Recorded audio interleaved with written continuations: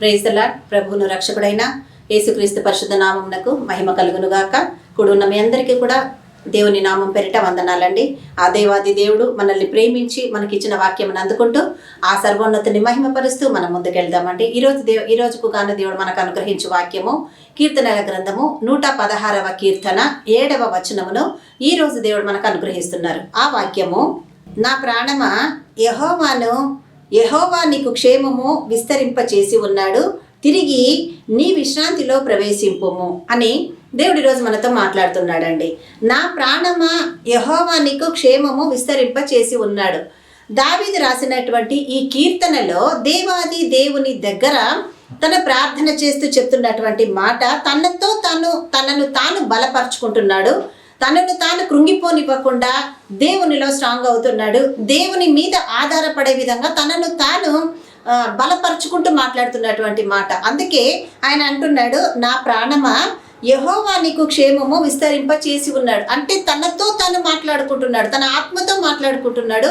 తన ఉన్న స్థితిలో కృంగిపోనివ్వకుండా తనను తాను బలపరుచుకుంటున్నాడు. అందుకే నా ప్రాణమా యెహోవా నీకు క్షేమమును విస్తరింప చేసి ఉన్నాడు. అంటే మానసికంగా దేవునిలో ప్రతి ఆశీర్వాదము నీకు అనుగ్రహించబడింది అని నీవు వాక్యానుసారముగా గ్రహించగలిగినప్పుడు మాత్రమే నువ్వు దేవునిలో బలము పొందుకొని ముందుకు కొనసాగగలవు. అందుకే లేకుంటే ఇరుగు పొరుగు వాళ్ళ మాటలో, నీ పక్కనున్న వాళ్ళ మాటలో, నీ స్నేహితుల మాటలో ఏది తీసుకున్నా కూడా నువ్వు కృంగిపోతావు. అందుకే ఇక్కడ దావీదు మనకు నేర్పిస్తున్నాడండి. ఆయన చెప్తున్న మాట ఏంటిదంటే తనతో తాను బలపరుచుకుంటున్నాడు. నా ప్రాణమా యెహోవా ఆయన అంటున్న మాట, నా ప్రాణమా యెహోవా నీకు క్షేమమును విస్తరింప చేసి ఉన్నాడు. క్షేమాన్ని విస్తరింప చేసి ఉన్నాడంట దేవుడు. అంటే నీకు ఎక్కువ తక్కువ కాదు, కొంచెం కాదు, ఇంకొంచెం కాదు, నీకు ఏ విధంగానూ దేవుడు తక్కువ చేయలేదు. కాబట్టి నీ క్షేమమును దేవుడు విస్తరింప చేసి ఉన్నాడు అని మాట్లాడుతున్నాడు. ఆ తర్వాత తిరిగి నీ విశ్రాంతిలో ప్రవేశింపుము అంటే అర్థం ఏంటి?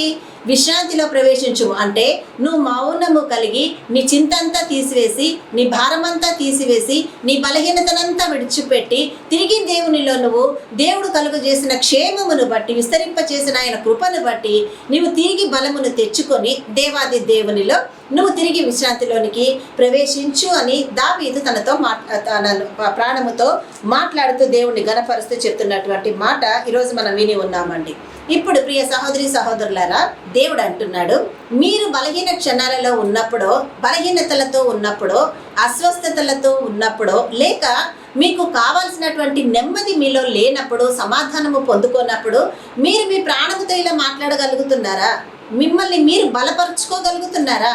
ఎందుకు ఆమె దావీదంతటి వారం కాదులేండి, దావీదుకున్నంత విశ్వాసం మాకు లేదని కాదు. దావీదును ఆశీర్వదించిన దేవుడే ఈరోజు నిన్ను, నన్ను, మనల్ని కూడా ఆశీర్వదించాడు.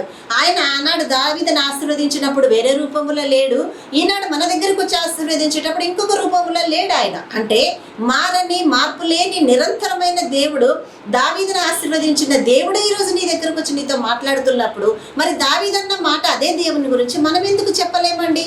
అందుకే దావీదు తన దేవుడితో మాట్లాడుతూ, నా ప్రాణమా యెహోవా, ఆయన మాట్లాడుతూ చెప్తున్నటువంటి మాట, నా ప్రాణమా యెహోవా నీకు క్షేమమును విస్తరింప చేసి ఉన్నాడు. కొంచెమో ఒక దగ్గర ఇంకొక దగ్గర పెట్టలేదు. క్షేమము అని అన్నదాన్ని నీ కొరకు దేవుడు విస్తరింప చేసి ఉన్నాడు. కాబట్టి నువ్వేముండాలి? తిరిగి నీ విశ్రాంతిలో ప్రవేశించు. ఈరోజు నిన్ను నీవు బలపరుచుకుంటున్నావా సహోదరి సహోదరుడా? దేవా, నువ్వు ఎన్నెన్నో కార్యములు నా జీవితంలో చేసావు ప్రభా, వేటిని నేను ధ్యానించలేని స్థితిలో ఉన్నా, వాటిని స్మరణకు తెచ్చుకోలేని పరిస్థితులలో ఉన్నా, నువ్వు చేసిన ప్రతి కార్యాన్ని నేను మర్చిన స్థితిలోనే ఉన్నాను ప్రభా. కానీ నీకు కృతజ్ఞతాస్థుతులు కూడా చెల్లించలేని పరిస్థితుల్లో ఉన్నప్పుడు నేను విశ్రాంతిలోనికి ప్రవేశిస్తానని, నా పట్ల నీవు చేసిన కార్యములను నీవు క్షేమమును విస్తరింపచేసి ఉన్నావని నేను ఎలా గ్రహిస్తానని అనుకుంటూ ఈరోజు నిలబడిపోతున్నారేమో. అందుకే మీ స్థితిగతులు ఎరిగిన దేవుడు మీ వద్దకు వచ్చి మీతో మాట్లాడుతున్నాడు. ఆ వాక్యమును అందుకొని ధైర్యంతో ముందుకు కదలండి. దేవుడు ఈరోజు నీతోనే మాట్లాడుతున్నాడు. నీ గృహము దాకా వచ్చాడు, నీ జీవితాన్ని దర్శించడానికి నీ ముందు దాకా వచ్చాడు దేవుడు.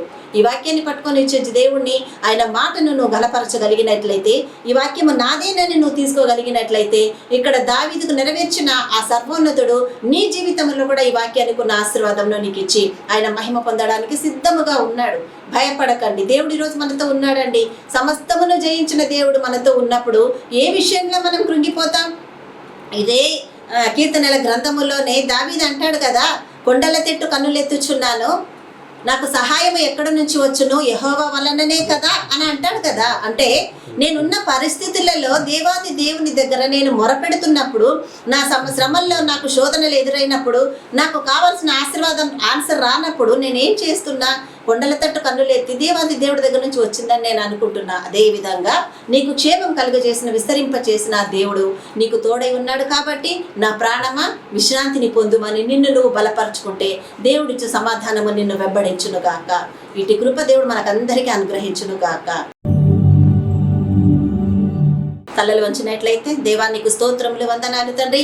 విన్న వాక్యాన్ని మాలో నీరు కట్టి ఫలింపచేయండి. విశ్వాస సహితమైన జీవితాన్ని మాకు దయచేసి మమ్మల్ని ముందుకు నడిపించమని ప్రార్థిస్తున్నాము. నా యేసయ్య, ఏ సమస్య వచ్చినా నీ వాక్యం మాకు తోడుగా ఉన్నదని గ్రహించి విశ్వాసముతో ముందుకు కలిగే కృప మాకు దయచేయమని ప్రార్థిస్తున్నాం.